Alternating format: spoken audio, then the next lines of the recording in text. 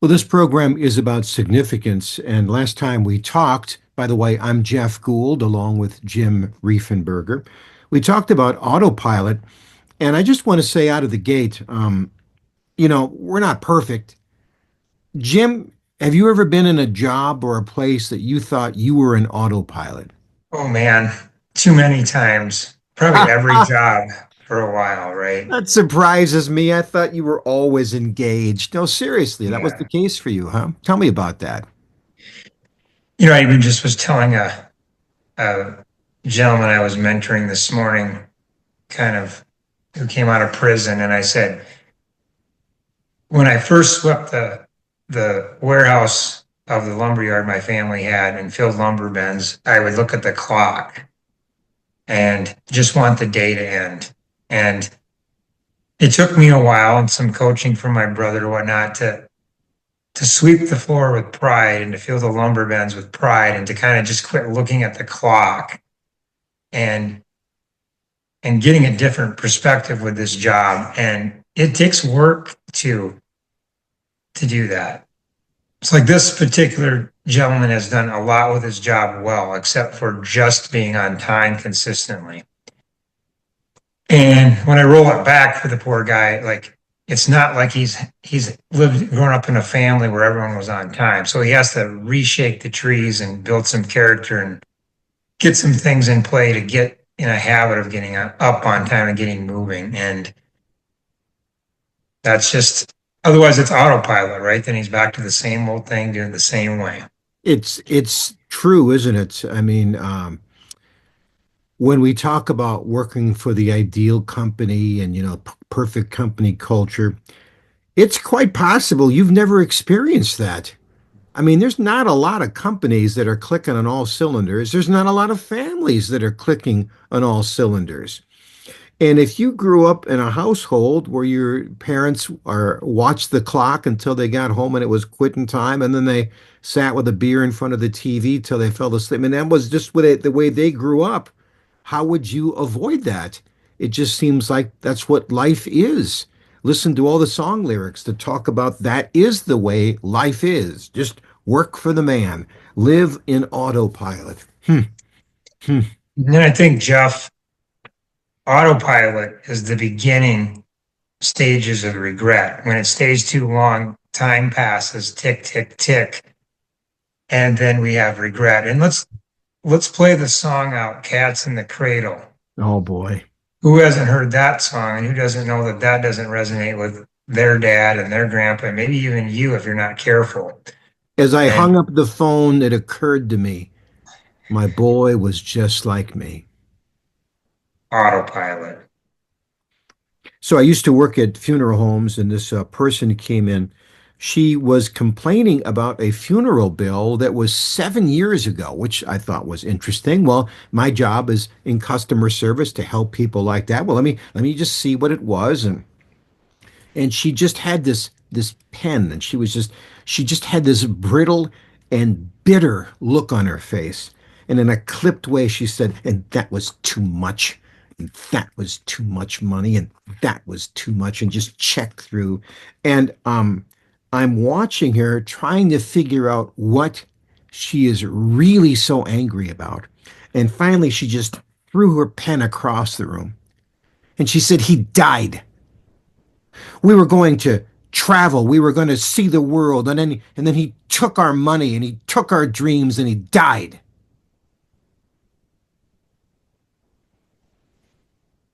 And what could I say?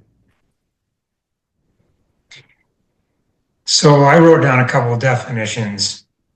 Now this is what I call the devil's definition. Too late. It's his playground, so he gets you one step closer to quitting, right? Mhm. Um, Now quitting will get you nowhere, right? And you'll get exactly what you didn't want, which is regret. I was thinking of a story that we could play with here.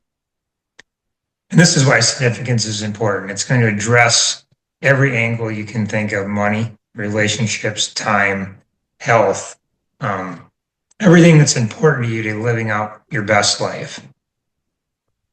Let's take, let's just say a gentleman is a father and he's 80 plus years old. Mhm. And let's say that he looked at significance and looked at regret. But in the relationship bucket, we discovered the fact that he has some kids that he loves, but in his generation has never been able to, with peace, say, I love you or I'm proud of you. And we Yeah, know this could it's, be it's very pretty common. common. It's pretty common, isn't it? Yeah. And let's say that he has such insecurities about that. But what if he wrote that, he video recorded it, or even said it, any one of the three, and he left this earth? Would there be any regret to leaving any of them behind to better the next person's life? And we don't know the impact that would have on that daughter or that grandson because it can start to change things, right? So it's never too late.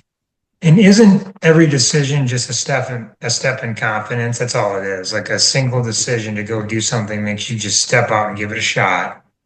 And then you walk in slow confidence until finally you realize you can do it. And think about this. How many things that we do in life are that small step in confidence? I'll just give you an example. The canoe is next to the dock. Well, you got to step into the canoe. Well, you got to step into it. You just can't straddle it. And so you put your foot in the center of the canoe and you just do it. And you just do it.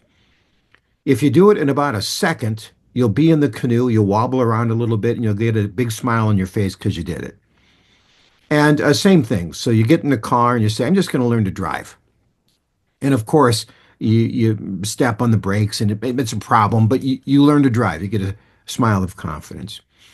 You know, when we did this podcast, I had to pick between about a million different podcast providers and technology, and it was not a process. It was like 20 different processes. But when the first one hits, you go, wow, great. And Jim, we talked about this last time. I mean, like, how hard is it to look into a microphone and talk? It's hard. It's hard if you've never done it before, right? How do you act? What do you say? How do you adjust your facial expressions? I mean, all of it, right? How do you go up to the stranger and say, "Hi, how are you?" I remember in college back when we were wanted to go on dates, but were afraid to do it. This is back when phones were on the wall. My buddy Joel would dial a girl's number and said, "Hello, is this Julie?" And then he'd toss me the phone. Uh, right? Right? Right. But this is life. Life is just a progression of those challenges that aren't they're never as bad as you think they're going to be, are they? Yeah. And the work that seems so overwhelming is really not that much work, So the right? significance masterclass, I mean, people are both excited by it and a little bit nervous about it, right? They're excited about it because they really think it's possible. And then they're also a little nervous, like, I don't know what I'm going to do. And then you look at the questions aren't that hard. They're not that hard. They're kind of fun because it's about you. Yeah. And then you kind of go like, oh my goodness, I see what's at stake. Yeah. Yeah. And remember, if you actually have an X marked on your map, that decision is made. That's one of the things you'll work through. Then, boy, that just gets rid of a lot of indecision already. That's what I'm aiming for. I'm clear on where I'm going, and now I didn't say how fast you had to go. I just said you had to define what it would look like. If you're married and you talk to your spouse about this, you know what's really interesting? How many of them are going like, oh, please do this. I am tired of you wandering around the house the way you are. Please do this. You think they're going to maybe stop you. Oh no, do it because they see that you are living in a little bit of regret. You're stuck. You're numb. It's not who you used to be. They see it. They see it better than you see it in yourself. Yeah. Well, that's the program for today. Really, it's just something for you to think about in your own world. What's the next step for you? And you probably know what the answer is. You just have to decide, will you suck up that just little bit of courage and do it and realize, as we all have, that it really wasn't that hard to do at all. I'm Jeff Gould. And I'm Jim Riefenberger. God bless.